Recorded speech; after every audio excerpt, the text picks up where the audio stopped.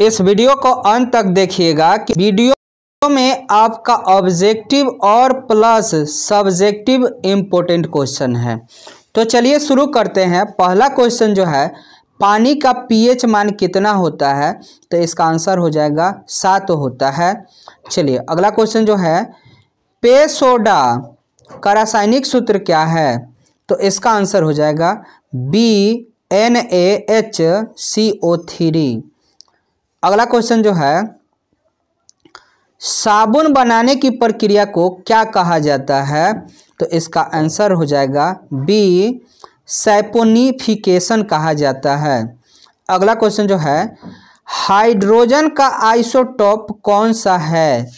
तो हाइड्रोजन का आइसोटोप दोस्तों इसका आंसर हो जाएगा डी हो जाएगा इसका आंसर। इसका होगा ट्रिटियम होता है, ड्यूटेरियम होता है, प्रोटीशियम होता है, प्रोटियम होता है। ठीक है, देखिए क्वेश्चन सुनिएगा, हाइड्रोजन का आइसोटोप क्या है? तो इसका आंसर हो जाएगा डी, ट्रिटियम, ड्यूटेरियम, प्रोटियम। ये इसका आंसर हो जाएगा सभी। चलिए अगला क्वेश्चन जो है, हाइड्रोक्लोरिक अम्ल का सूत्र क्या है? तो इसका आंसर हो जाएगा HCl। इसका आंसर बी हो जाएगा। चलिए अगला क्वेश्चन जो है, गैसों का समीकरण क्या है? तो इसका आंसर हो जाएगा PV बराबर, इसका आंसर हो जाएगा A, PV बराबर nRT। चलिए अगला क्वेश्चन जो है, कठोर जल में कौन से लवण पाए जाते हैं? तो इसका आंसर हो जाएगा B, MgCl2 और CaCl2। अगला क्वेश्चन जो है, मीथेन का सूत्र क्या है? तो इसका आंसर हो जाएगा CH4 होता है। अगला क्वेश्चन जो है, एथेनॉल को साधारण भाषा में क्या कहा जाता है? तो इसका आंसर हो जाएगा B, अल्कोहल कहा जाता है। अगला क्वेश्चन जो है, ले सातेलियर का नियम किससे संबंधित है? तो इसका आंसर हो जाएगा B, रासायनिक संतुलन से। अगला क्वेश्चन जो है, फेरस सल्फेट का सूत्र क्या है? तो इसका आंसर हो जाएगा 11 का आंसर हो जाएगा B, FeSO4। इसका आंसर हो जाएगा B। चलिए अगला क्वेश्चन जो है, अमोनिया के निर्माण की प्रक्रिया कौन सी है? तो इसका आंसर हो जाएगा B, हैबर विधि है। इसका आंसर हो जाएगा हैपर विधि। अगला क्वेश्चन जो है, कौन सा पॉलीमर सिंथेटिक है? तो इसका आंसर हो जाएगा B, नाइलॉन।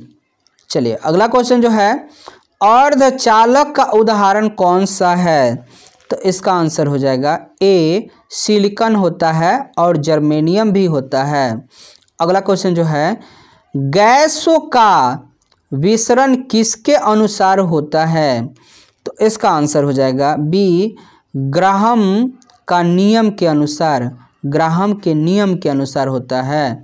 अगला क्वेश्चन जो है, फिनॉल का उपयोग कहाँ होता है? तो इसका आंसर हो जाएगा प्लास्टिक के निर्माण में होता है। चलिए अगला क्वेश्चन जो है, क्रिस्टलीय ठोस का गुण क्या है? तो क्रिस्टलीय ठोस का गुण दोस्तों है नियत गलनांक होता है। चलिए अगला क्वेश्चन जो है, एसिटिक अम्ल का सामान्य नाम क्या है? तो एसिटिक अम्ल का सामान्य नाम हो जाएगा सिरका। चलिए अगला क्वेश्चन जो है, रेडॉक्स अभिक्रिया में क्या होता है? तो इसका आंसर हो जाएगा कि ऑक्सीकरण और अपचयन दोनों होता है। अगला क्वेश्चन जो है, कार्बन का अपरूप कौन सा नहीं है? तो इसका आंसर हो जाएगा दोस्तों, कार्बन का अपरूप जिंक नहीं है। बाकी आपका डायमंड जिसको हीरा बोलते हैं, हीरा हो गया, ग्रेफाइट हो गया, फ्लोरीन हो गया, ये 3 दोस्तों जो है कार्बन के अपरूप है और जिंक नहीं है। चलिए अगला क्वेश्चन जो है, मॉलर द्रव्यमान क्या होता है? तो इसका आंसर होता है मौल द्रव्यमान किसी यौगिक के 1 मोल में उपस्थित कणों की कुल द्रव्यमान है। इसे ग्राम या मोल में मापा जाता है। अगला क्वेश्चन जो है विलयन का परिभाषा क्या है? तो देखिए विलयन वह स्वरूप मिश्रण है जिसमें एक पदार्थ दूसरे पदार्थ में घुला होता है। कहने का मतलब है दो या दो से अधिक समांग मिश्रण को विलयन कहा जाता है। अगला क्वेश्चन जो है कठोर जल क्या है? तो कठोर जल वह जल होता है जिसमें कैल्शियम और मैग्नीशियम के लवण उपस्थित होते हैं, जिसे साबुन झाग नहीं बनाता है। अगला क्वेश्चन जो है फिनॉल क्या है? फिनॉल एक कार्बनिक यौगिक है। इसमें हाइड्रोक्सिल समूह सीधे एरोमेटिक छल्ले से जुड़ा होता है। चलिए अगला क्वेश्चन जो है हाइड्रोलिसिस क्या है? तो हाइड्रोलिसिस वह प्रक्रिया है जिसमें जल के साथ अभिक्रिया कर यौगिक टूटते हैं। चलिए अगला क्वेश्चन जो है पानी का संरचना सूत्र क्या है? तो पानी का संरचना सूत्र H2O है जिसमें 2 हाइड्रोजन और 1 ऑक्सीजन परमाणु होते हैं। अगला क्वेश्चन जो है ऑक्सीकरण। अगला क्वेश्चन जो है वाष्पीकरण क्या है? वाष्पीकरण तो वाष्पीकरण वह प्रक्रिया है जिसमें द्रव बिना उबाल के गैस में बदल जाते हैं। चलिए अगला क्वेश्चन जो है पॉलीथीन क्या है? तो पॉलीथीन एथिलीन के बहुलकन से बनने वाला एक सिंथेटिक पॉलीमर होता है। चलिए अगला क्वेश्चन जो है रेडियोधर्मिकता क्या है? तो रेडियोधर्मिकता वह प्रक्रिया है जिसमें अस्थिर नाभिक स्वतः विखंडन कर विकिरण उत्सर्जित करते रहता है। चलिए अगला क्वेश्चन जो है अर्धचालक क्या है? तो अर्धचालक वो पदार्थ है जिनकी विद्युत चालकता धातुओं और अधातुओं के बीच होती है। अगला क्वेश्चन जो है कोऑर्डिनेशन यौगिक क्या है? तो कोऑर्डिनेशन यौगिक वे यौगिक हैं जिनमें केंद्रीय धातु परमाणु अन्य अणुओं या आयनों से जुड़ा होता है। अगला क्वेश्चन जो है डाईमैग्नेटिक पदार्थ क्या है? तो डाईमैग्नेटिक पदार्थ वे पदार्थ हैं जो बाहरी चुंबकीय क्षेत्र के द्वारा विकर्षित होता है।